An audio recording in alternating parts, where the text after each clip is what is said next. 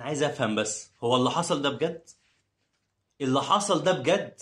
نتعادل 1-1 مع انبي ونفضل في المركز ال 15 في الدوري؟ هتقول لي بقى مدرب، هتقول لي مش ده لعيبه يا باشا. ايه القرف اللي احنا شفناه ده؟ ايه ده؟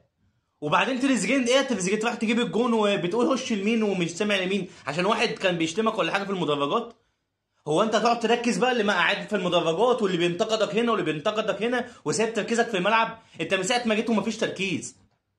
فعلا لعيبه عاله عايزين رجاله، دي فعلا.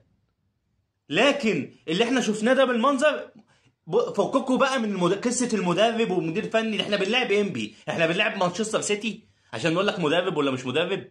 دي انبي، يعني الكواليتي بتاعت اللعيبه عندك اعلى بكتير من الكواليتي عندهم. يعني لو لعبوا لعب عشوائي لعب ارتجالي هيعملوا نتيجه. لكن ايه ده؟ انا نفسي افهم بس ايه اللي حصل ده كله. لعيبه مفيش روح. فين روح الفانيلا الحمراء؟ فين روح الفانيلا الحمراء؟ بنكافح لاخر ثانيه، هي فين دي؟ اسوأ بدايه في تاريخ النادي الاهلي كله. ما حصلتش. ما حصلتش المهزله اللي احنا بنشوفها دي، ما حصلتش اصلا. بلا روح بلا كل حاجه. وفي الاخر ايه؟ كل لعيب عايز يجدد ينهش في النادي. انا عايز مش عارف كام مليون، انا عايز كام مليون. ما تركزوا في الملعب والعبوا. اهم حاجه الفلوس وبس.